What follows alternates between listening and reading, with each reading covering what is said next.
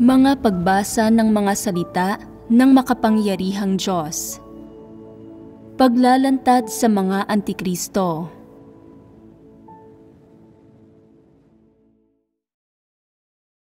Ikasyam na item. Ginagawa nila ang kanilang tungkulin para lang maging tanyag sila at maisakatuparan ang kanilang sariling mga interes at ambisyon. Hindi nila kailanman isinasaalang-alang ang mga interes ng sambahayan ng Diyos at ipinagkakanulupa ang mga interes na iyon, ipinagpapalit para sa kanilang personal na kaluwalhatian. Unang bahagi.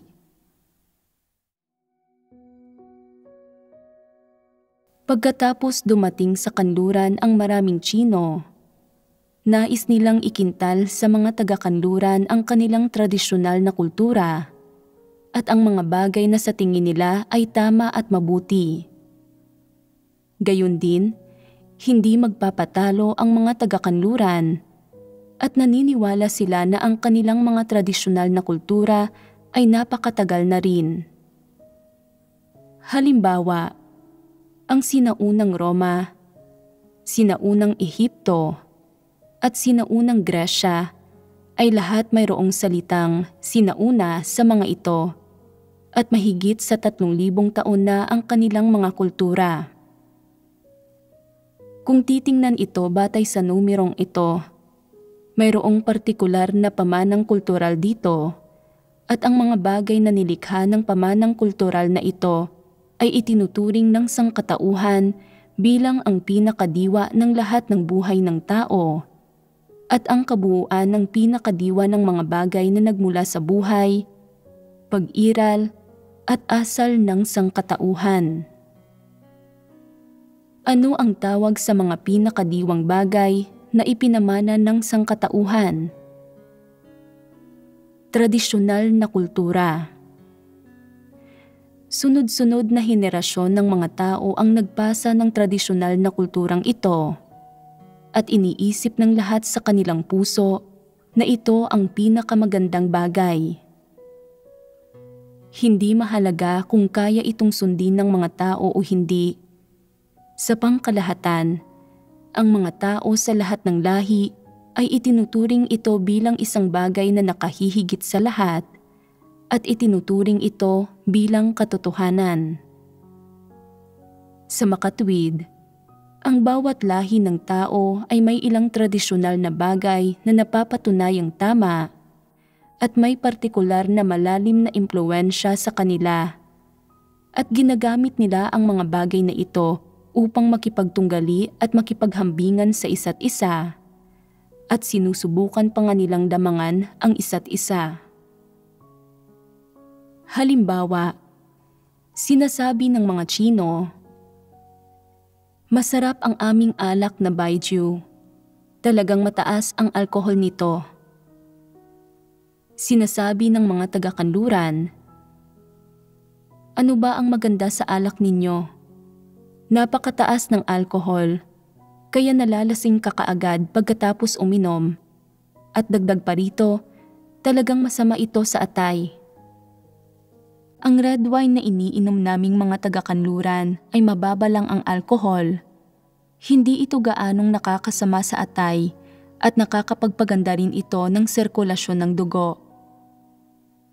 Sinasabi ng mga Tsino, "Ang baijiu namin ay nakakapagpaganda rin ng sirkulasyon ng dugo at epektibong-epektibo ito. Kapag ininom mo ito, agad itong aakyat sa iyong ulo at magliliwanag ang iyong mukha. Hindi ganoon katapang ang red wine ninyo. Hindi kayo nalalasing kahit gaano pa karami ang inumin ninyo. Alam mo, mayroon kaming kultura sa pag-inom ng alak at kultura sa pag-inom ng tsaa." Sinasabi ng mga taga-kanluran, "Mayroon din kaming kultura sa pag-inom ng tsaa, kultura sa pag-inom ng kape, kultura sa pag-inom ng alak, at sa panahon ngayon, mayroon pa nga kaming kultura ng fast food." Sa kanilang paghahambing sa isa't isa, Walang nagpapatalo at walang tumatanggap ng kahit ano mula sa iba. Iniisip nilang lahat na ang sarili nilang mga bagay ang katotohanan, pero ang katunayan, wala sa mga ito ang katotohanan. Maliban sa mga walang pananampalataya, ang pinakamalungkot na bagay ay nawala man lang sa mga nananampalataya sa Diyos.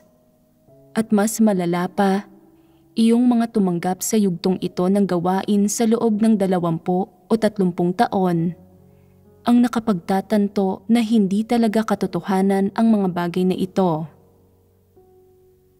May ilan na nagsasabing, ayos lang ba na sabihing may kaugnayan ito sa katotohanan? Ni hindi nga ayos na sabihing may kaugnayan ito. Hindi ito ang katotohanan. Wala itong anumang kaugnayan o koneksyon sa katotohanan. Hindi magkatulad at hindi magkapareho ang mga ito. Tulad ng tansong nananatiling tanso, kahit gaano pa kahusay ang pagkakabalot ng ginto o pagpapakintab dito, samantalang ang ginto na hindi pinakintab, makinang o makislap ay nananatiling ginto. Hindi magkapareho ang mga ito. May ilan na nagtatanong, madali ba para sa mga taong nakatanggap ng medyo magandang tradisyonal na kultural na edukasyon at pagkokondisyon na tanggapin ang katotohanan? Hindi. Dalawang magkaibang usapin ang mga ito. Medyo naiiba lang ang kanilang pamumuhay, ngunit pareho ang mga saloobin ng mga tao sa pagtanggap ng katotohanan, ang kanilang iba't ibang kaisipan at pananaw, at ang lawak ng katiwalian ng buong lahi ng tao. Nang nagsimulang magsalita ang Diyos sa yugtong ito ng kanyang gawain, na sa mga huling araw, nagsasalita siya sa konteksto ng mga Tsino at ipinapaabot niya ang kanyang mga salita sa kanila. Lumipas ang 30 taon at nang kumalat ang mga salitang ito sa iba't ibang lahi sa ibang parte ng Asya at sa mga lugar tulad ng Europa at Amerika at iba pa. Pagkatapos basahin ng mga tao ang mga salitang ito, hindi mahalaga kung ang mga tao ay itim, puti, kayumanggi o dilaw. Sinasabi nilang lahat na ang mga salitang ito ay tungkol sa atin. Inilalantad ng mga salita ng Diyos ang mga tiwaling disposisyon ng lahat ng tao. Ilang tao ang nagsasabi na lahat ng mga salitang ito ay para sa inyong mga Tsino. Sinasalita ng mga ito ang tungkol sa mga tiwaling disposisyon ninyong mga Tsino na wala sa amin. Napakaliit na bilang lang ng mga tao, iyong mga walang espiritual na pangunawa, ang magsasabi ng gayong mga bagay. Noon, may ganito ring maling pagkaunawa ang mga taga-Timog Korea. Naniniwala sila na ang mga taga-Timog Korea ay namumuhay sa ilalim ng isang demokratiko at malayang sistemang panlipunan at naimpluwensyahan ng kulturang Kristiyano, pati na ng libu-libong taon ng kulturang Koreano, kaya't mas kilala at mas marangal ang kanilang lahi kaysa sa mga Tsino. Bakit nila naisip iyon? Dahil pagkatapos makarating sa South Korea ang maraming Tsino, ginawa nilang marumi at mas maingay ang mga lugar na pinuntahan nila. Tumaas ang bilang ng pagnanakaw at krimen at nagsanhi ito ng ilang masamang epekto sa klimang panlipunan. Sa makatuwid, naniniwala ang mga kapatid sa Timog Korea na ang mga Tsino ay mga anak ng malaking pulang dragon at mga inapo ni Moab. Kaming mga taga-Timog Korea ay hindi nagawang tiwali ng malaking pulang dragon. Ano ang ipinapahiwatig nila sa pagsasabi nito? Ito ay na hindi kami nagawang tiwali ng malaking pulang dragon, kaya hindi kami kasing tiwali ng mga Tsino. Ang mga Tsino ay mas tiwali kaysa sa amin. Mas mabuti kami kaysa sa mga Tsino. Ano ang ibig nilang sabihin sa mas mabuti? Sa isang banda, ito ay tungkol sa pag-uugali. Sa kabilang banda, naniniwala sila mula sa kaibuturan ng kanilang puso na ang tradisyonal na kultura na nilikha at tinanggap ng bansang Timog Korea mula pa sa simula ng kasaysayan ay marangal. Higit pa sa kultura at mga tradisyon ng bansang Tsina, at ang mga tao at lahing kinondisyon ng ganitong uri ng tradisyonal na kultura ay mas marangal kaysa sa mga kinondisyon ng tradisyonal na kultura ng Tsina. Sa makatwid, nang basahin nila ang mga salita ng Diyos at nakita nilang sinasabi ng Diyos na, "Kayong mga walang kwenta." Inisip nila na ang tinutukoy ng Diyos ay ang mga Tsino. Sinabi ng mga kapatid na Tsino na ang "kayo" na binabanggit ng Diyos ay tumutukoy sa sangkatauhan. Sinabi naman ng mga taga-Timog Korea, "Hindi iyan tama. Kayo ang tinutukoy ng Diyos, hindi kami." Hindi kasali ang mga taga-Timog Korea sa ipinahihiwatig ng Diyos. Ganoon ang inisip nila. Ibig sabihin, kahit saan mang aspekto nila tiningnan ang mga bagay-bagay, ang kanilang mga pananaw at perspektiba ay hindi nagmula sa perspektiba ng katotohanan, lalo na sa isang objektibo at patas na perspektiba. Sa halip, tiningnan nila ang mga bagay-bagay mula sa konteksto ng isang lahi at isang tradisyonal na kultura. Kaya, kahit paano man nila tingnan ang mga bagay-bagay, ang mga kasunod na resulta ay salungat sa katotohanan. Dahil kahit paano man nila tingnan ang mga bagay-bagay, ang kanilang panimulang punto ay palaging, lahat ng tungkol sa aming dakilang bansang Timog Korea ay tama. Lahat ng tungkol dito ay ang pamantayan at ang lahat ng tungkol dito ay tama. Tiningnan at sinukat nila ang lahat mula sa maling perspektiba at panimulang punto. Kung gayon, tama ba ang mga resultang nakita nila o mali? Tiyak na mali ang mga ito. Kung gayon, ano ang dapat na pamantayan sa pagsukat ng lahat ng bagay? Ang katotohanan dapat. Ito ang pamantayan. Ang kanilang pamantayan mismo ay mali. Sinukat nila ang lahat ng bagay at lahat ng pangyayari mula sa maling perspektiba at pananaw. Kaya ang mga sinukat na resulta ay tiyak na mali, hindi patas, hindi tama, at lalo namang hindi objektibo. Kaya, mahirap para sa kanila na tanggapin ang ilang banyagang bagay at bukod pa rito, ang kanilang pag-iisip ay labis-labis, sarado, makitid, at madaling uminit ang ulo. Saan nagmula ang kanilang pagkamainitin ng ulo? Ito ay kahit na anong sabihin nila, kailangan nilang banggitin ang aming dakilang bansang Timog Korea at iginiit nilang idagdag ang salitang dakila. Ano ang ibig sabihin ng dakila? Hindi ba't ang salitang dakila ay kumakatawan sa kayabangan? Kung maglalakbay ka sa buong mundo o titingin sa isang atlas, gaano kalaki ang Timog Korea? Kung talagang mas malaki ito kaysa sa ibang mga bansa, at talagang maaari itong tawaging dakila.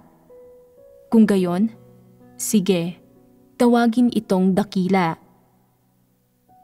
Subalit kung ikukumpara sa ibang mga bansa sa mundo, hindi kalakihan ang Timog Korea. Kung gayon, bakit nila iginigiit na tawagin itong dakila? Dagdag pa rito, hindi mahalaga kung malaki o maliit ang isang bansa. Ang mga panuntunan at tradisyonal na kulturang idinudulot nito ay hindi nagmumula sa Diyos at tiyak na hindi nagmumula sa katotohanan. Ito ay dahil bago pa man tanggapin ng isang tao ang katotohanan at ang pagliligtas ng Diyos, lahat ng ideya na kanilang tinatanggap ay nagmumula kay Satanas. Ano ang ginagawa sa mga tao ng lahat ng ideya, pananaw at tradisyonal na kulturang binuo ni Satanas? Ang ginagawa ng mga ito ay ang ilihis, gawing tiwali, igapos at higpitan ang mga tao na nagre-resulta sa pagkakaroon ng tiwaling sangkatauhan ng makitid at labis-labis na pag-iisip at mga pananaw sa mga bagay na may pinapanigan at may kinikilingan, maging hanggang sa punto ng pagiging katawa-tawa at walang kabuluhan. Ito ang mga kahihinatnan ng pagtitiwali ni Satanas sa sangkatauhan. Kaya, kapag naririnig ng mga tao sa maraming bansa at maging ng ilang lahi ang mga salitang, "Nagkatawang tao ang Diyos sa Tsina," ano ang kanilang unang reaksyon? Isang salita, imposible. Saan nila iniisip na maaaring naganap iyon? Israel. Tama, Israel. Gustong-gusto ng mga tao na sumunod sa mga regulasyon at mga kuro-kuro. Iniisip nila na ang Israel ang lugar kung saan gumawa ng gawain ang Diyos, at kaya dapat magpakita ang Diyos sa Israel o sa isang makapangyarihang imperyo na kanilang iginagalang, o iniisip nila na dapat magpakita ang Diyos sa isang bansa na minsang naging isang sinaunang kabihasnan sa kanilang mga kuro-kuro at imahinasyon. Ang Tsina ay tiyak na hindi ganoong bansa, kaya mahirap para sa kanila na tanggapin ang patotoo na ang Diyos ay nagkatawang tao sa Tsina, at ito lang ay sapat na para mawala sa kanila ang pagkakataong ito na maligtas. Sino ang nagsanhi nito? Sila mismo. Dahil nagkikimkim sila ng ganoong kuro-kuro at sila ay naging mapaghimagsik at hindi man lang nila hinahanap ang katotohanan para malutas ang problema. Nakagawa sila ng kakilakilabot na pinsala sa kanilang sarili at sinira nila itong kaisa-isa at natatanging pagkakataon na makamit ang kaligtasan. Marami sa mga imahinasyon at kuro-kuro na mayroon ang mga tao kapag hindi nila nauunawaan ang katotohanan at maging ang ilang bagay na sinasamba ng mga tao ang sobrang katawa-tawa at walang kabuluhan. Isang babaeng taga-Timog Korea na nasa Estados Unidos at gusto ang bansang iyon ang nakipag-ugnayan sa mga Amerikano at tinanong siya ng isa sa mga ito. Malapit na ang Spring Festival. Ano ang kinakain ng mga Tsino kapag Spring Festival? Sagot ng babae, "Hindi ako Tsino, taga-Timog Korea ako." Sumagot ang Amerikano, "Kung gayon, hindi ba't nagdiriwang din ng Spring Festival ang mga taga-Timog Korea?" Sumagot ang babae, "Kaming mga taga-Timog Korea ay hindi nagdiriwang ng Spring Festival." Ang sabi ng Amerikano, "Akala ko kasi nagdiriwang din ng Spring Festival ang mga taga-Timog Korea gaya ng mga Tsino." Sumagot siya sa napakabiglaang tono, Hindi kami pareho ng mga Chino. Tama bang isipin mo na nagdiriwang kami ng Spring Festival? Malubha nitong iniinsulto ang dignidad naming mga taga-Timog Korea. Talaga bang hindi nagdiriwang ng Spring Festival ang mga taga-Timog Korea? Sa katunayan, nagdiriwang din ng Spring Festival ang mga taga-Timog Korea. Kung gayon, bakit niya sinabi na hindi ito ipinagdiriwang ng mga taga-Timog Korea? Talakayin natin ang usaping ito. Tama bang ipagdiwang ang Spring Festival o hindi? Maaari ba ninyong ipaliwanag ng malinaw ang bagay na ito? Para sa mga dayuhan, ang pagdiriwang ng Spring Festival ay hindi isang kahiyahiyang bagay mismo. Ito ay isang espesyal na ritual na gumugunita sa isang mahalagang araw sa buhay ng mga tao. Para sa mga tao na namumuhay sa mundong ito ng tradisyonal na kultura, ang pagdiriwang ng Spring Festival ay hindi isang mali o kahiyahiyang bagay. Kung gayon, bakit hindi naglalakas loob ang babae na amining nagdiriwang siya ng Spring Festival? Dahil kapag inamin niyang nagdiriwang siya ng Spring Festival, hindi na siya maituturing na taga-kanluran at mababansagan siya bilang isang napaka-tradisyonal na taga-silangang Asya. At ayaw niyang isipin ng mga tao na siya ay isang tradisyonal na babaeng taga-silangang Asya. Gusto niyang isipin ng mga tao na wala siyang mga tradisyon ng silangang Asya at na hindi niya naiintindihan ang mga tradisyon ng silangang Asya o na wala man lang siyang nalalaman tungkol sa mga ito. Gusto rin niyang malaman ng iba na magaling siyang magsalita ng Ingles, nagkukulay ng Ulandes sa kanyang buhok, nagsusuot ng asul na contact lenses, nananamit na gaya ng isang taga-kanluranin, at kasing tapang at hindi napipigilan, malaya, nakakapagsarili, at kasing talino tulad ng mga taga-kanlurang babae. Ganoon ang gusto niyang pagturing sa kanya ng mga tao. Kaya, sa ilalim ng impluwensya ng ganitong pag-iisip, tuwing may nangyayari sa kanya, umaayon ang kanyang pagkilos sa ganitong pag-iisip. Sa tuwing may nagtatanong sa kanya kung nagdiriwang ba ng Spring Festival ang mga taga-Timog Korea, sinasabi niya, "Kaming mga taga-Timog Korea ay hindi nagdiriwang ng Spring Festival." Kung sasabihin ng mga malalapit sa kanya na, "Malinaw naman na nagdiriwang tayo ng Spring Festival.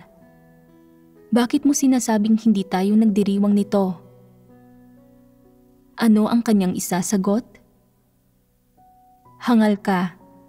Kung sasabihin ko na nagdiriwang tayo ng Spring Festival, hindi ba't malalaman nila na isa akong tradisyonal na taga-Timog Korea? Gusto niyang isipin ng mga tao na ipinanganak at pinalaki siya sa Estados Unidos.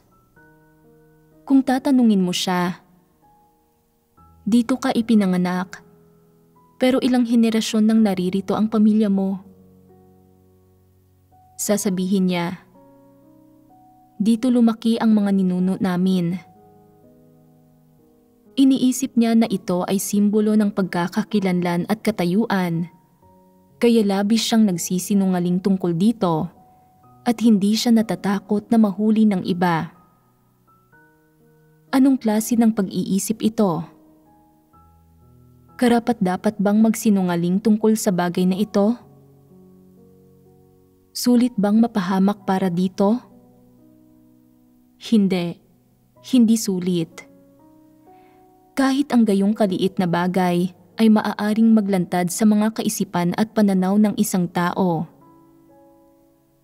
Anong uri ng mga kaisipan at pananaw ang nalalantad?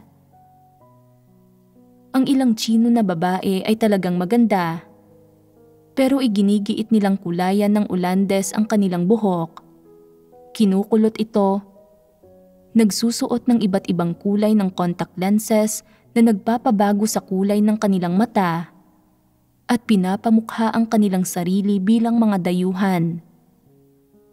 Talagang nakakaasiwang tingnan. Bakit nila iginigiit na maging ganoong uri ng tao? Nagbago ba ang kanilang lahi pagkatapos nilang magbihis ng ganoon? Kahit na magbago ang kanilang lahi at sa kanilang susunod na buhay ay muli silang isinilang bilang puti o isang tao na may lahing hinahangaan nila. Ano naman kung gayon? Nakikita ba ninyo ng malinaw ang usaping ito? Kung iginigiit ng isang tao na umasal sa isang partikular na estilo at pag-uugali at pinalalabas ang kanilang sarili bilang isang miyembro ng bansa o lahi na kanilang iginagalang, bakit ganito? Mayroon bang kaisipan sa likod nito na kumokontrol dito? Ano ang kaisipang kumukontrol dito?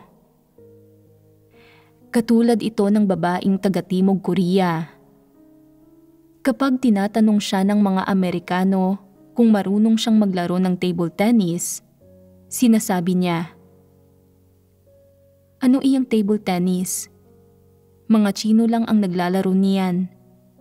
Naglalaro kami ng tennis at golf." Anong klaseng tao ang may kakayahang umasal at magsalita ng ganito? Hindi ba't medyo huwad ito? Lahat ng ginagawa niya ay huwad at nagiging masyadong nakakapagod ang buhay niya dahil dito. Aasal ba kayo ng ganito? May ilang Chino na naninirahan sa kanluran sa loob ng mga dekada ang hindi na marunong magsalita ng Chino pagbalik nila sa kanilang mga bayan. Masama ba ito? Sinasabi ng ilan, hindi natin dapat kalimutan ang ating pinanggalingan. Sinasabi rin ng Diyos na hindi dapat kalimutan ng mga tao ang kanilang pinanggalingan. Ang Diyos ang pinanggalingan ng mga tao. Ang mga tao ay nilikha ng Diyos at ang lahat tungkol sa mga tao ay nagmumula sa Diyos. Kaya bilang mga nilikha, dapat sambahin ng mga tao ang Diyos. Ito ang ibig sabihin ng hindi pagkalimot sa pinanggalingan ng isang tao. Hindi ba totoo ito? May katotohanan na dapat hanapin sa bawat sitwasyon, pero hindi hinahanap ng mga tao ang katotohanan at lubos silang sumusunod sa tradisyonal na kultura. Bakit ganoon? May mga nagsasabi, hindi namin kailanman nakakalimutan ang aming pinanggalingan. Kahit saan kami magpunta, inaamin namin na kami ay Chino at inaamin namin na mahirap at paurong ang aming bansa. Hinding-hindi namin kailanman makakalimutan ang aming pinanggalingan. Tama ba ito? Ang lahat ng problemang ito, sa isang aspekto, ay dulot ng napakalalim na impluwensya at edukasyon nitong mga di umano'y tradisyonal na kultura sa sangkatauhan. Ang isa pang aspekto ay na kahit nakapakinig ang mga tao ng mga sermon sa loob ng napakaraming taon, hindi nila maingat na pinagninilayan at hinahanap kung ano ang katotohanan. Sa halip, madalas nilang ginagamit ang tradisyonal na kultura at mga napakababang bagay na mayroon na sila, na kanila nang natutunan at matibay na nakabaon, at itinuturing nila ang mga ito bilang mga katotohanan. Ito ang pangalawang aspekto. Pangatlo, pagkatapos makinig sa mga sermon, hindi hinahanap ng mga tao ang katotohanan sa mga salita ng Diyos. Sa halip, gumagamit sila ng mga tradisyonal na perspektiba at ng kaalaman at mga natutunan sa mga kuro-kuro ng tao na dati na nilang alam para sukatin ang mga salita ng Diyos. Kaya hanggang ngayon, bagamat nakapakinig ang mga tao sa maraming sermon, ang mga di umano'y prinsipyo ng pag-asal at paggawa sa tungkulin at paglilingkod sa Diyos na ipinapasa ng mga tao sa pamamagitan ng pagsasalita ay kadalasang nakabatay rin sa ilang kaalaman, salawikain at karaniwang kasabihan na itinuturing nilang tama. Halimbawa, kung may ginawang mali ang ilang tao at pinungusan sila ng mga lider ng iglesia o ng mga kapatid, iisipin nila na, katulad lang ito ng mga kasabihang, wala nang silbi ang pagpupugot ng mga ulo at huwag pagbuhatan ng kamay ang isang nakangiting mukha. Matiga kong tinanggap itong maliit na pagkukulang ko ng may ngiti. Bakit patuloy mo akong inilalantad dahil dito? Sa panlabas, masunurin silang nakikinig at nagpapasakop. Pero sa katunayan, sa kaibuturan ng kanilang puso, ay gumagamit sila ng mga tradisyonal na kuro-kuro para kontrahin at suwayin ang mga lider ng iglesia o ang mga kapatid. Ano ang dahilan ng kanilang pagsuway? Ito ay dahil inaakala nila na ang mga kasabihang wala nang silbi ang pagpupugot ng mga ulo at huwag pagbuhatan ng kamay ang isang nakangiting mukha ay mga tiyak na katotohanan at tama at na mali para sa sino man na patuloy na pungusan at ilantad sila nang walang kahit katiting na bahid ng damdamin at iyon ay hindi ang katotohanan. Nagkamit na ba kayo ng mas malalim na pagkaunawa sa katotohanan mula sa nilalaman na pinagbahaginan natin? Maaaring sinasabi ng ilan na, ngayon na sinabi mo sa amin ito, hindi namin alam kung ano ang mga prinsipyong dapat naming sundin sa pagsasagawa. Kung wala ang mga tradisyonal na kultura at mga kuro-kuro at kaalaman na ito, paano kami dapat mamuhay? Paano kami dapat kumilos? Kung wala ang mga bagay na ito para pamahalaan kami, paano namin maibubuka ang aming mga bibig at maipapangaral ang mga salita ng Diyos? Kung wala ang mga bagay na ito, hindi ba't mawawala ang batayan namin para ipangaral ang mga salita ng Diyos? Kung gayon, ano pa ang matitira sa amin? Ang sinasabi ko sa kanila ay na kung talagang wala ka ng mga bagay na ito, mas magiging madaling hanapin ang katotohanan at mas magiging madaling tanggapin ang katotohanan at bumalik sa Diyos.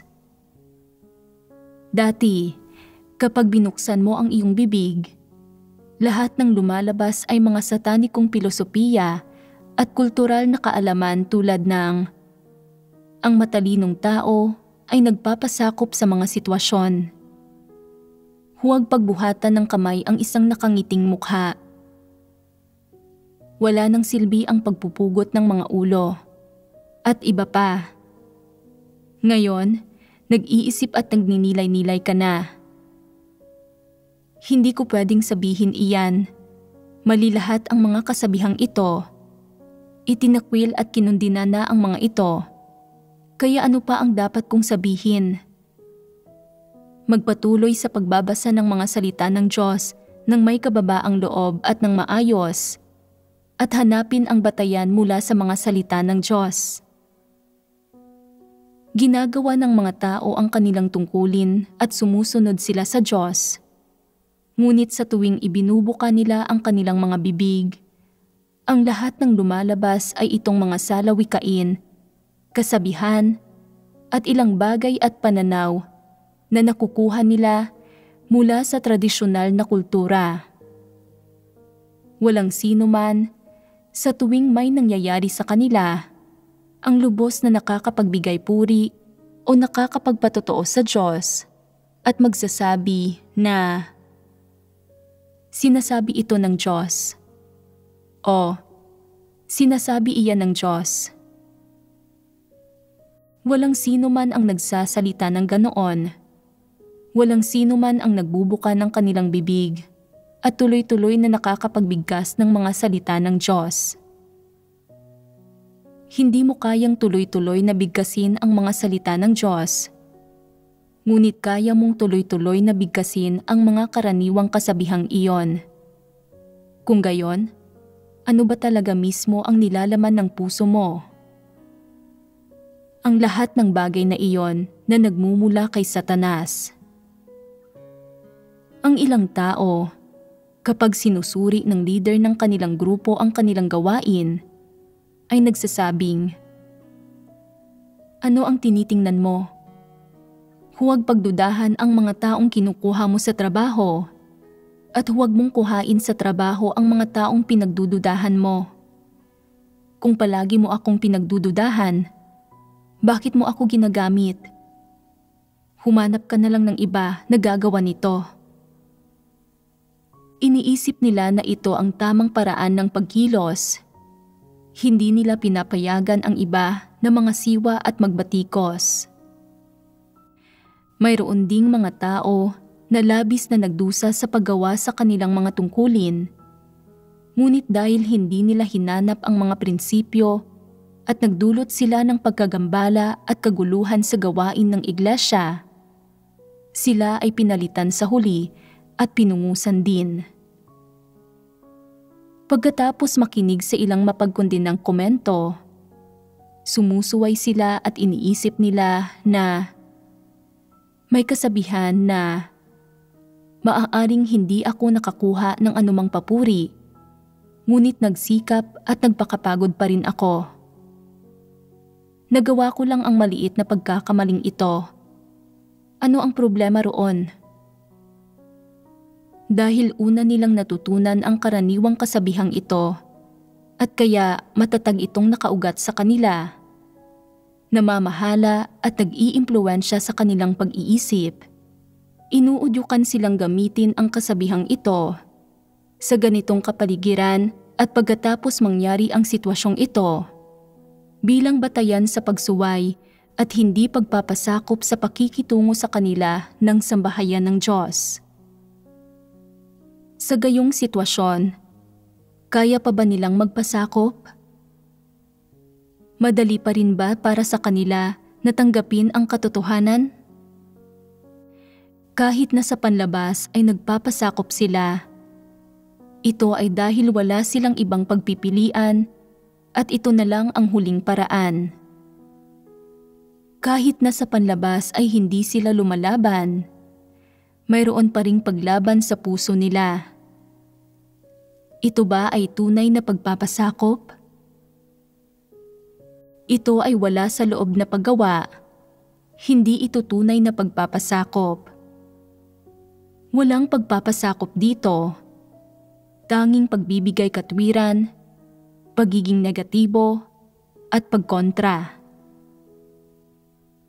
Paano lumitaw ang pagbibigay katwiran, pagiging negatibo, at pagkontra na ito?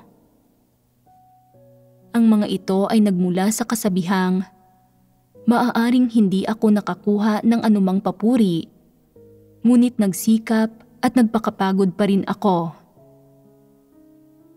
Anong uri ng disposisyon ang pinukaw ng kasabihang ito sa mga taong ito? Pagsuway, pagmamatigas, pagkontra, at pagbibigay katwiran. Nagkamit na ba kayo ng karagdagang pagkaunawa sa katotohanan mula sa pagbabahagi ng ito? Kapag nahimay-himay at nakilatis na ninyo ang mga negatibong bagay na ito ng malinaw at naalis na ito mula sa puso ninyo, magagawa na ninyong hanapin at isagawa ang katotohanan sa tuwing may mangyayari sa inyo dahil tinalikuran na ang mga lumang bagay at hindi ka na mahihimok na umasa sa mga ito sa paggawa ng iyong mga tungkulin sa paglilingkod sa Diyos at sa pagsunod sa Diyos. Ang mga bagay na iyon ay hindi na ang mga prinsipyo ng iyong pag-asal. Hindi na ang mga ito ang mga prinsipyo na dapat mong sundin sa paggawa ng iyong mga tungkulin, at ang mga iyon ay binatikos at kinundina na. Kung kukunin at gagamitin mong muli ang mga ito, ano ang mangyayari sa kaibuturan ng puso mo? Masisiyahan ka pa kaya ng ganoon? Makatitiyak ka pa rin ba na nasa tama ka? Malinaw naman na walang katiyakan iyon.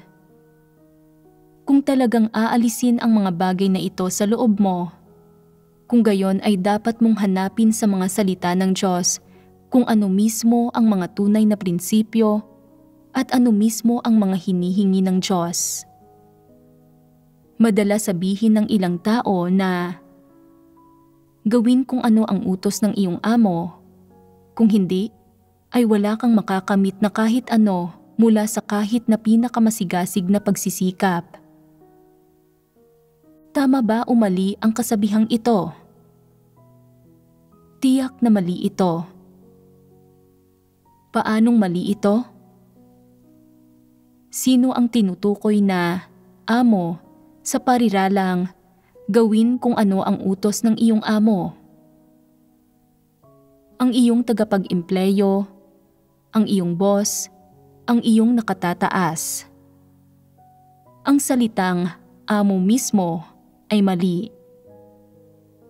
Ang Diyos ay hindi ang iyong tagapag-empleyo, hindi ang iyong boss, at hindi ang iyong manager. Ang Diyos ay ang Diyos mo. Ang mga manager, boss, at nakatataas ay lahat parehong uri at nasa parehong antas ng mga tao. Sa diwa, sila ay magkatulad. Mga tiwaling tao silang lahat. Nakikinig ka sa kanila, tumatanggap ng sahod mula sa kanila, at ginagawa mo ang anumang iniuutos nila sa iyo. Binabayaran ka nila para sa anumang dami ng gawain na ginagawa mo, at wala nang iba pa.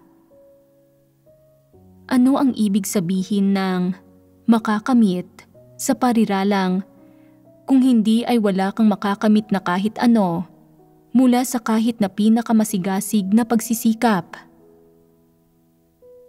Kredito at bayad. Ang motibasyon ng iyong mga kilos ay ang mabayaran. Hindi ito nangangailangan ng katapatan o pagsunod, at hindi rin ito nangangailangan ng paghahanap sa katotohanan at ng pagsamba. Walang ganito. Ito ay transaksyon lamang. Ito ay tiyak na isang bagay na binabatikos at kinokondina sa iyong pananampalataya sa Diyos, paggawa sa iyong tungkulin, at paghahangad sa katotohanan. Kung itinuturing mo bilang isang katotohanan ang kasabihang, gawin kung ano ang utos ng iyong amo, kung hindi ay wala kang makakamit na kahit ano mula sa kahit na pinakamasigasig na pagsisikap. Kung gayon, ito ay isang malubhang pagkakamali.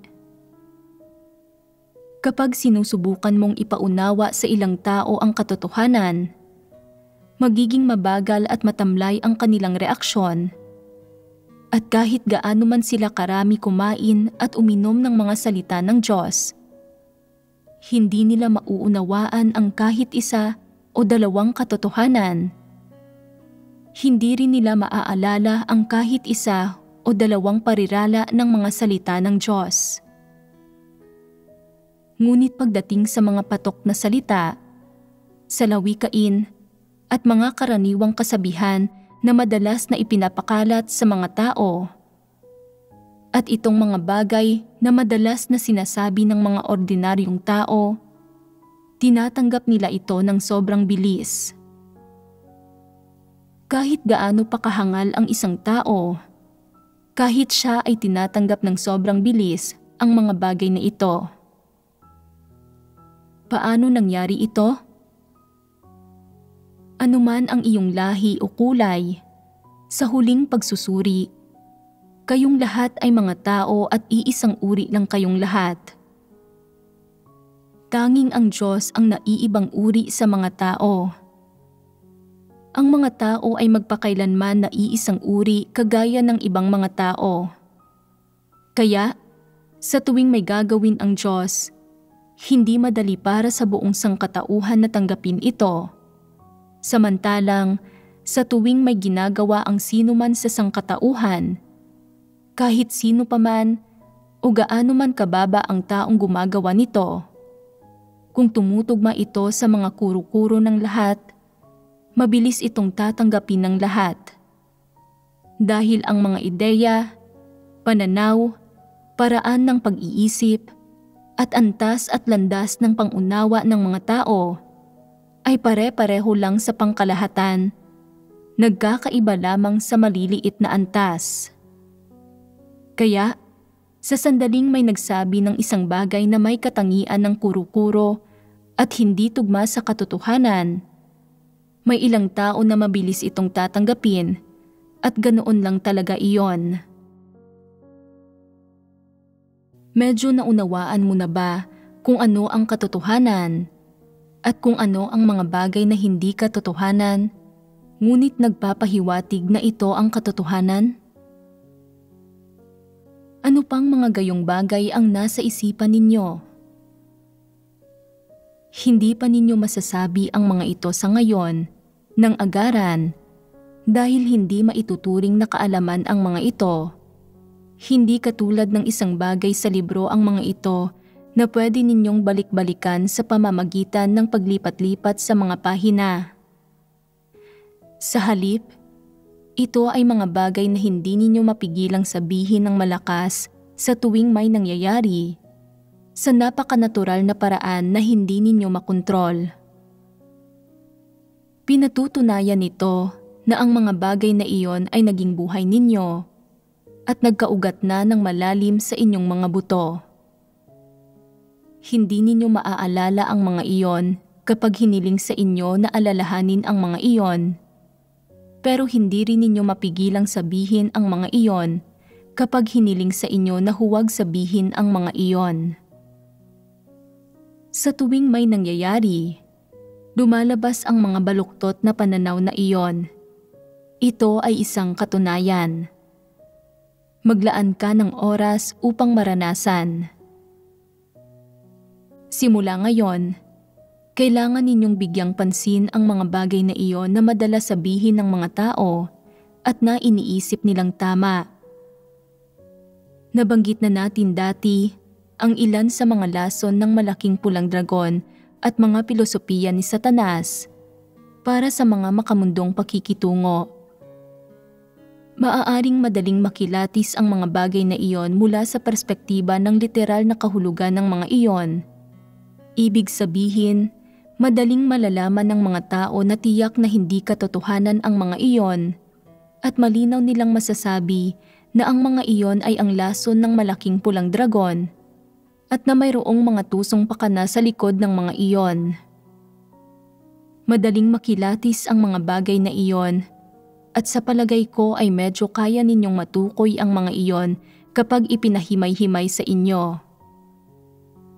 Naiwaksi na ninyo ang mga bagay na iyon na malinaw na mala Satanas, pero marami pa ring kasabihan sa puso ninyo tulad ng pagtitiis sa kahihiyan at pagdadala ng mabigat na pasanin, at pagtulog sa mga sanga at pagdila sa apdo, at huwag pagbuhatan ng kamay ang isang nakangiting mukha, at ang makatarungang layunin ay nakakakuha ng maraming suporta, samantalang ang hindi makatarungan ay nakakakuha lamang ng kakaunti. At ang isang maginoo ay hindi tumatanggap ng mapang-insultong limos. Sa kaibuturan ng inyong puso, maaaring nilalagyan pa rin ninyo ng check ang mga kasabihang ito at iniisip na ang mga ito ay mahalaga. Ang lahat ng disenteng bagay tungkol sa kung paano ako dapat umasal sa buhay na ito ay nasa mga kasabihang ito. At ang mga bagay na ito ay hindi pa natuklasan. Kapag lubusan na itong natuklasan at nagkaroon na kayo ng pagkilatis dito, sa hinaharap, kapag lumabas ang mga tradisyonal na kultural na bagay na ito man ay isang natural na reaksyon o isang pagsasalamin ng mga objektibong kondisyon, agad mong mapagtatanto na ang mga bagay na ito ay mali at tiyak na hindi ang katotohanan. Sa panahong iyon, ang iyong antas ng katalusan at pagkilala sa katotohanan ay magiging mas mataas kaysa sa ngayon. Ano ang ibig kong sabihin sa mas mataas kaysa sa ngayon? Ang ibig kong sabihin ay maaabot mo ang isang partikular na tayog. Mas gagaling ang iyong kakayahan na kumilatis. Ang iyong karanasan at pag-unawa sa katotohanan ay magiging mas malalim kaysa sa ngayon at mararamdaman mo kung ano talaga ang katotohanan. Ngayon, maaaring iniisip mo na ang lahat ng tradisyonal na kultura na nagmumula kay Satanas at na nabuo mula sa kultural na pinanggalingan ng lahat ng etnikong grupo sa mundong ito ay mali. Ito ay isang pangkalahatang paraan ng pagsasabi tungkol dito, ngunit maaaring hindi mo pa alam kung alin sa mga ito ang mali at kung paano naging mali ang mga ito. Kaya, kailangan mong himay-himayin at unawain ang bawat isa ng sunod-sunod at pagkatapos ay umabot sa punto kung saan magagawang bitiwan ito, kondinahin, ganap na ihiwalay ang iyong sarili mula rito at mamuhay ng hindi ayon dito kundi ayon sa mga salita ng Diyos. Sa ngayon, maaaring alam mo lang ayon sa iyong sariling kalooban na ang mga salawikaing iyon, mga karaniwang kasabihan, mga sikat na kawikaan, at mga salitang iyon na madalas na nababanggit ay walang anumang kaugnayan sa mga salita ng Diyos at hindi ang katotohanan. Ngunit sa tuwing may nangyayari, hindi namamalayang ginagamit mo pa rin ang mga salitang ito bilang batayan sa pagkondena sa iba, pagpigil sa iyong sarili, at paggabay sa iyong pag-uugali. Nililimitahan at minamanipula ng mga ito ang iyong mga kaisipan at pananaw na maaaring magdulot ng problema at makakaapekto sa iyong pagpasok sa katotohanan. Bagaman isang araw, maaari pa ring lumitaw sa puso mo ang mga bagay na ito na mula kay Satanas. Kung magagawa mong kilatisin ang mga ito, mamuhay ng hindi umaasa sa mga ito, at magsagawa ayon sa mga katotohanang prinsipyo, talagang magkakaroon ka ng tayog.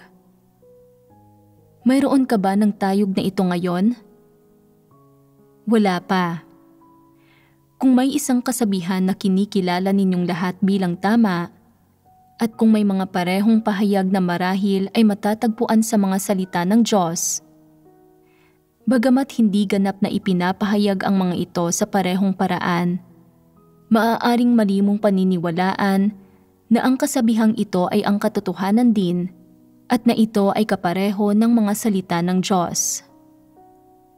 Kung hindi mo pa rin malinaw na nakikita ang mga bagay na ito at kung kumakapit ka pa rin sa mga salita ng tao at hindi ka handang bitiwan ang mga ito, kung gayon, maaapektuhan ng kasabihang ito ang iyong pagpasok sa katotohanan dahil hindi ito mga salita ng Diyos at hindi nito kayang palitan ang katotohanan.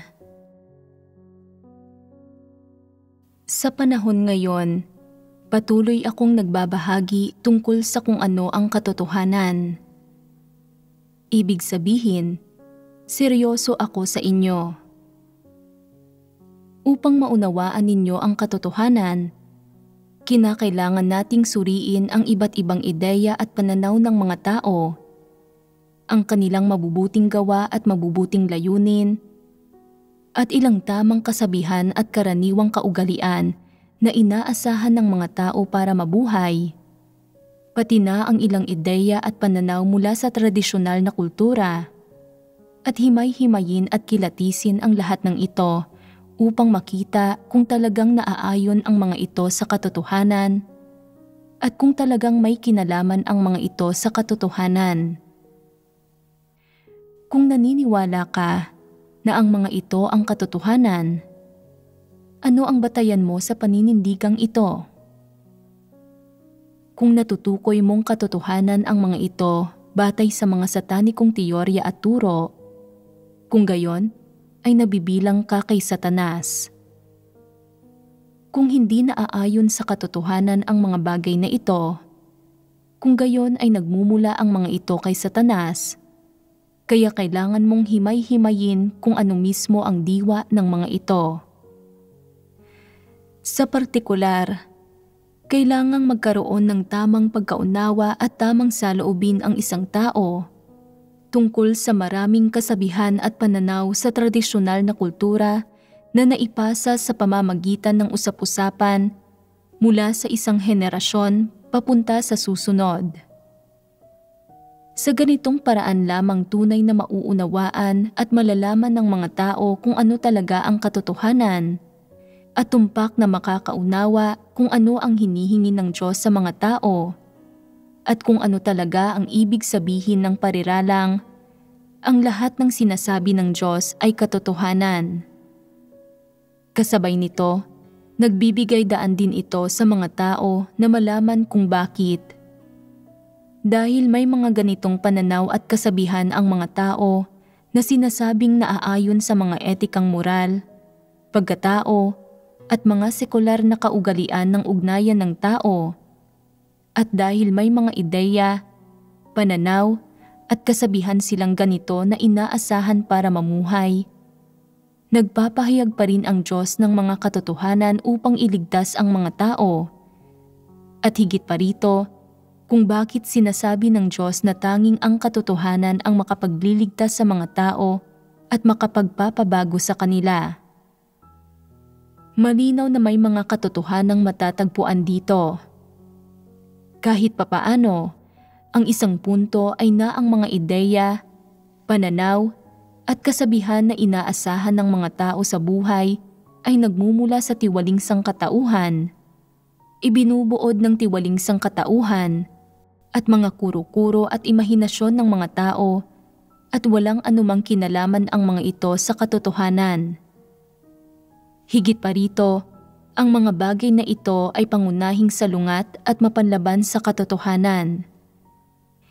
Hindi kayang palitan ng mga ito ang katotohanan, tiyak na hindi katotohanan ang mga ito, at ni hindi kailanman magiging ang katotohanan ang mga ito.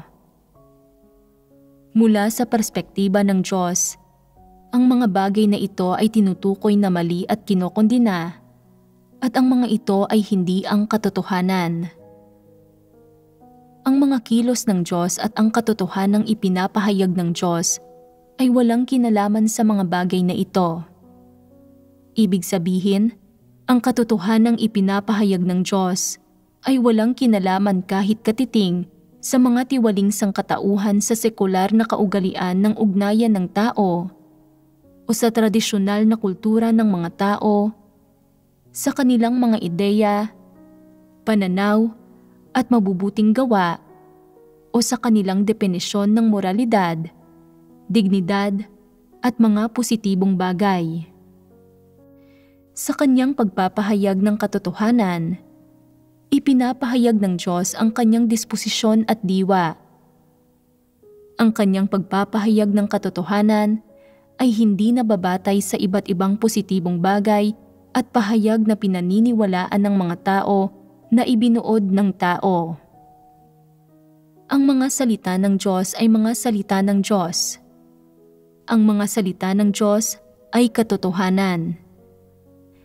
Ang mga ito ang tanging pundasyon at batas kung saan umiiral ang sangkatauhan, at lahat ng tinaguriang doktrinang nagmumula sa tao ay mali, kakatwa, at kinokondina ng Diyos. Hindi nakakamit ng mga ito ang kanyang pagsang-ayon, at lalo nang hindi ang mga ito ang pinagmulan o batayan ng kanyang mga pagbigkas. Ipinapahayag ng Diyos ang kanyang disposisyon at ang kanyang diwa sa pamamagitan ng kanyang mga salita. Lahat ng salitang ipinahayag ng Diyos ay katotohanan, sapagkat taglay niya ang diwa ng Diyos at siya ang realidad ng lahat ng positibong bagay. Paano man itinuturing o binibigyang definisyon ng tiwaling sangkatauhan ang mga salita ng Diyos, o paano man nila tinitingnan o inuunawa ang mga ito, ang mga salita ng Diyos ay walang hanggang katotohanan, at ito ay isang katunayan na hindi kailanman nagbabago. Ilang salita man ng Diyos ang nasambit na, at gaano man kinokondina at tinatanggihan nitong tiwali at buktot na sangkatauhan ang mga ito, nananatili ang isang katunayan na hindi nagbabago magpakailanman.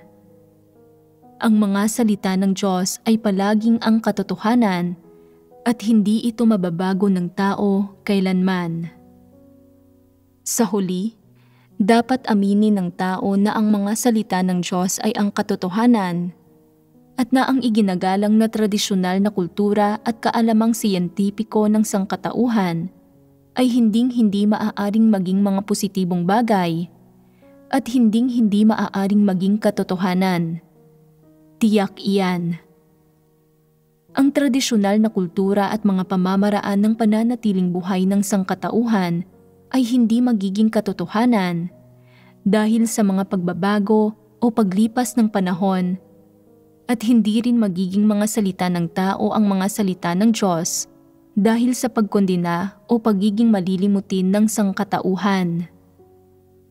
Ang katotohanan ay palaging katotohanan.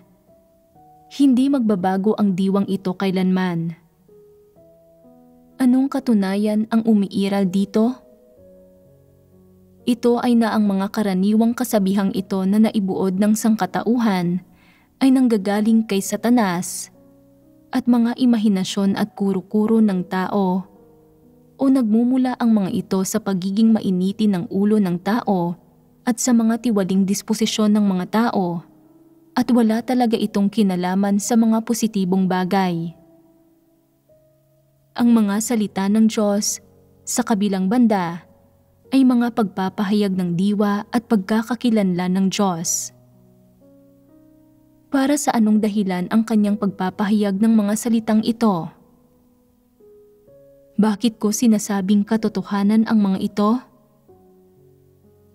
Ito ay dahil ang Diyos ang may kataas-taasang kapangyarihan sa lahat ng batas, panuntunan, ugat, diwa, aktwal na pangyayari, at hiwaga ng lahat ng bagay. Hawak ng kamay niya ang mga ito. Sa makatuwid, ang Diyos lamang ang nakakaalam ng mga tuntunin, mga aktwal na pangyayari, mga katunayan, at mga hiwaga ng lahat ng bagay. Alam ng Diyos ang pinagmulan ng lahat ng bagay, at alam ng Diyos kung ano mismo ang pinag-ugatan ng lahat ng bagay. Tanging ang mga definisyon sa lahat ng bagay na ipinipresenta sa mga salita ng Diyos ang pinakatumpak, at tanging ang mga salita ng Diyos ang mga pamantayan at prinsipyo para sa buhay ng mga tao, at ang mga katotohanan at pamantayan ng mga tao para mabuhay.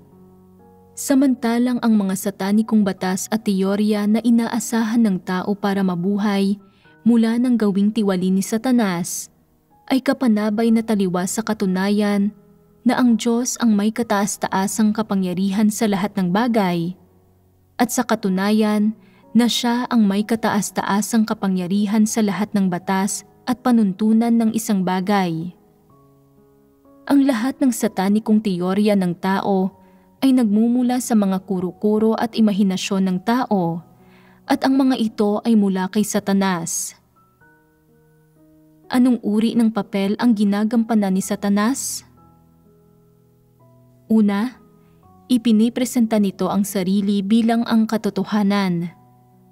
Pagkatapos, ginugulo, sinisira at niyuyurakan nito ang lahat ng batas at panuntunan ng lahat ng bagay na nilikha ng Diyos. Kaya, ang anumang nagmumula kay Satanas ay lubos na tumutugma sa diwa ni Satanas at puno ito ng buktot na pakay ni Satanas, ng mga pekeng bagay at pagkukunwari at ng hindi kailanman nagbabagong ambisyon ni Satanas.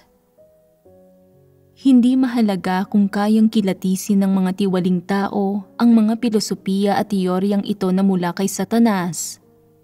At kahit gaano karaming tao ang nagtataguyod, nagsusulong at sumusunod sa mga bagay na ito, at kahit ilang taon at panahon man hinangaan, sinamba at ipinangaral ng tiwaling sangkatauhan ang mga ito, hindi magiging katotohanan ang mga ito. Dahil ang diwa, pinagmulan at ugat ng mga ito ay si Satanas na mapanlaban sa Diyos at sa katotohanan. Kaya ang mga bagay na ito ay hindi kailanman magiging katotohanan. Ang mga ito ay palaging magiging mga negatibong bagay. Kapag walang katotohanan na maihahambing, maaaring maituring na mabuti at positibong bagay ang mga ito. Ngunit kapag ginamit ang katotohanan para ilantad at himayin ang mga ito ay hindi perpekto, napapatunayang mali at mga bagay na mabilis kondinahin at tanggihan. Ang katotohanang ipinapahayag ng Diyos ay tumpak na tumutugma sa mga pangangailangan ng normal na pagkatao ng sangkatauhang nilikha ng Diyos. Samantalang ang mga bagay na ikinikintal ni Satanas sa mga tao ay tumpak na salungat sa mga pangangailangan ng normal na pagkatao ng sangkatauhan. Ginagawa ng mga ito na hindi normal at maging labis-labis, makitid ang isip, mayabang, mangmang, buktot, mapagmatigas, malupit, at maging masyadong mapagmataas pa nga ang isang normal na tao. May isang punto kung saan nagiging masyadong malubha na nagiging baliw ang mga tao at hindi na nila alam kung sino sila. Ayaw nilang maging normal o ordinaryong tao at sa halip ay iginigiit nilang maging superhuman, mga tao na may espesyal na kapangyarihan o mga tao na nasa mataas na antas. Ang mga bagay na ito ang bumaluktot sa pagkatao at sa likas na gawi ng mga tao. Ang katotohanan ay nagpapahintulot sa mga tao na mamuhay ng mas likas ayon sa mga panuntunan at batas ng normal na pagkatao at sa lahat ng panuntunang ito na itinatag ng Diyos. Samantalang ang mga di umano'y karaniwang kasabihan at mga mapanlihis na kasabihan ay tumpak na humihimok sa mga tao na talikuran ang kanilang likas na gawi at iwasan ang mga batas na itinakda at binuo ng Diyos, maging hanggang sa punto na hinihimok nila ang mga tao na lumihis mula sa landas ng normal na pagkatao at gumawa ng ilang labis-labis na bagay na hindi dapat ginagawa o iniisip ng mga normal na tao. Ang mga satanikong batas na ito ay hindi lamang bumabaluktot sa pagkatao ng mga tao, kundi nagsasanhi rin ang mga ito na mawala ng kanilang normal na pagkatao at normal na likas na gawi ang mga tao. Halimbawa, sinasabi ng mga satanikong batas na ang tadhana ni Numan ay nasa kanyang sariling kamay at ang kaligayahan ay nililikha ng sariling mga kamay. Ito ay salungat sa kataas-taasang kapangyarihan ng Diyos at salungat sa likas na gawi ng tao. Kapag umabot na sa limitasyon ang katawan at ang likas na gawi ng mga tao, o kapag ang kanilang tadhana ay nasa kritikal na yugto, ang mga taong umaasa sa mga batas na ito mula kay Satanas ay hindi na makakapagtiis. Nararamdaman ng karamihan na ang pressure ay lumampas na sa kanilang limitasyon at sa kung ano ang makakaya ng kanilang isipan, at sa huli, Nagiging schizophrenic ang ilang tao. Ang mga taong kumukuha ng pagsusulit sa pagpasok sa kolehiyo sa kasalukuyan ay nakakaranas ng matinding pressure mula sa mga pagsusulit na iyon. Iba-iba ang pisikal na kondisyon at mga katangiang pangkaisipan ng mga tao. May ilan na kayang umangkop sa gayong rehimen, samantalang ang iba ay hindi. Sa huli, ang ibang tao ay nalulugmok sa depresyon, habang ang iba ay nagiging schizophrenic at tumatalon pa nga sa mga gusali at nagpapakamatay. Iba't ibang uri ng bagay ang nangyayari. Ano ang nagsasanhi ng mga kahihinatnang ito? Ang sanhi ay nililihis ni Satanas ang mga tao sa pamamagitan ng panghihikayat sa kanila na hangarin ang kasikatan at pakinabang na siyang nakakapinsala sa tao. Kung magagawa ng mga tao na mamuhay ng natural ayon sa mga panuntunang itinakda ng Diyos at mamuhay ayon sa paraang inorden ng Diyos para sa mga tao at magbasa ng mga salita ng Diyos at mamuhay sa harap ng Diyos, masisiraan ba sila ng bait? Kakayanin kaya nila ang sobrang pressure? Talagang hindi nila kakayanin. Ginagawa ng Diyos ang kanyang gawain para maunawaan ng mga tao ang katotohanan, maiwaksi ang kanilang mga tiwaling disposisyon at makapagpasakop sa kataas-taasang kapangyarihan at mga pagsasaayos ng Diyos. Sa ganitong paraan, ang mga tao ay maaaring mamuhay sa harap ng Diyos nang walang pressure at magkakamit lamang sila ng kalayaan at kaginhawahan. Ang sangkatauhan ay nilikha ng Diyos at tanging ang Diyos ang nakakaalam sa likas na gawin ng tao at sa lahat ng tungkol sa mga tao. Ginagamit ng Diyos ang mga panuntunang binuo niya para gabayan ang mga tao at tustusan ang kanilang mga pangangailangan. Samantalang, tiyak na hindi ginagawa ni Satanas iyon. Itinutulak nito ang mga tao na lumabag sa lahat ng panuntunang ito at pinipilit ang mga tao na maging mga superhuman at sikat. Hindi ba't ito ay isang panlalansi sa mga tao? Ang totoo, ang mga tao ay normal at ordinaryong tao. Paano sila magiging superhuman o mga taong may espesyal na kapangyarihan? Hindi ba't ito ay pagsira sa mga tao?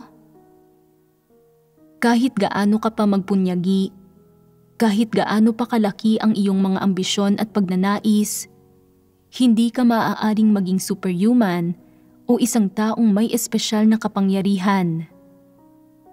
Kahit nasirain mo ang iyong sarili hanggang sa puntong mawalan ka na ng wangis ng pagiging tao, hindi ka maaaring maging superhuman o isang tao na may espesyal na kapangyarihan.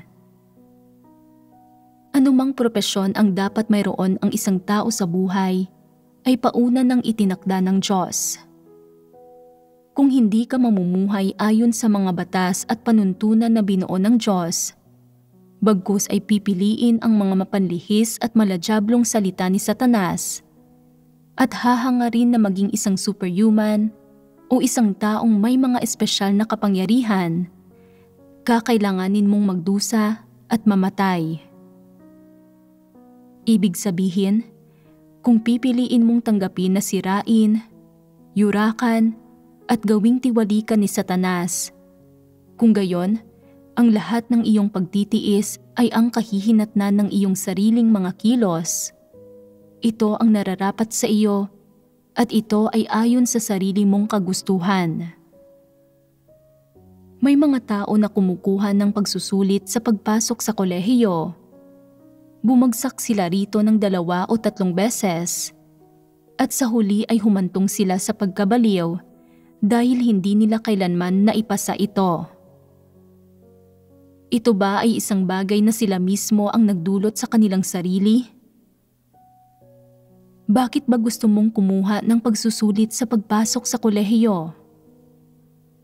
Hindi ba't ito ay para lamang umangat ka kaysa sa iba at magdala ng karangalan sa iyong pamilya? Kung aabandonahin mo ang dalawang layuning ito na umangat kaysa sa iba at magdala ng karangalan sa iyong mga ninuno at hindi maghahabol sa mga bagay na ito, kundi sa halip ay lumipat sa isang wastong layon, hindi ba't mawawala ang pressure? Kung tatanggapin mo ang paggawang tiwali ni Satanas at kung tatanggapin mo ang lahat ng ideya at pananaw na ito mula sa kanya, kung gayon, kakailanganing tiisin ng iyong katawan ang lahat ng uri ng pasakit at magiging nararapat lamang ito sa iyo. Ang kahihinatnang ito ay sarili mong pagpili at kagagawan. Hindi ito paunang itinakda ng Diyos. Hindi nilalayo ng Diyos na mamuhay ka ng ganoon. Lubos nang nilinaw ng mga salita ng Diyos ang mga bagay na ito, at ikaw ang hindi nagsasagawa ayon sa mga salita ng Diyos. May hangganan sa kayang tiisin ng katawan, katatagan ng loob, at katangian ng pag-iisip ng isang tao. Ngunit hindi iyon napagtatanto ng mga tao mismo at iba ang iniisip nila. At sinasabi pa nga nila na ang kanilang tadhana ay nasa sarili nilang mga kamay. Subalit sa huli ay hindi naman nila makontrol ang kanilang tadhana at sa halip ay namamatay sila ng miserable at kalunos-lunos.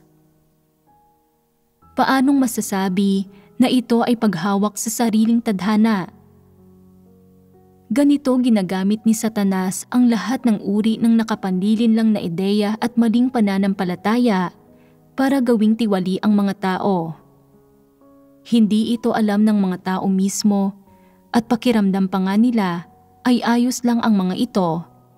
Iniisip na patuloy na umuusad ang lipunan. Dapat tayong makisabay sa panahon at tanggapin natin ang lahat ng positibong enerhiya. Ang mga ito ay ganap na mga maladyablong salita. Paanong magkakaroon ng positibong enerhiya sa isang malademonyong mundo ng mga walang pananampalataya? Lahat ito ay negatibong enerhiya, lahat ito ay kanser, at lahat ito ay isang inurasang bomba. Kung tatanggapin mo ang mga bagay na ito, kakailanganin mong tiisin ang mahihirap na kahihinatnan nito at kakailanganin mong mapahirapan at mawasak ni Satanas.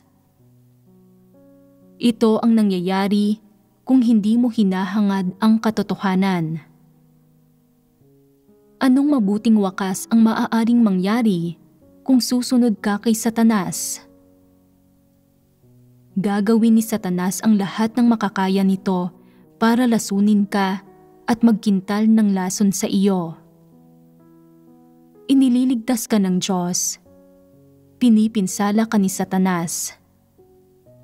Pinagagaling ng Diyos ang iyong mga sakit. Nilalason ka ni Satanas para magkasakit ka. Kapag mas maraming lason ang natatanggap mo mula kay Satanas, mas magiging mahirap para sa iyo na tanggapin ang katotohanan. Ganoon talaga iyon. Dito na nagtatapos ang ating pagbabahaginan tungkol sa kung ano ang katotohanan.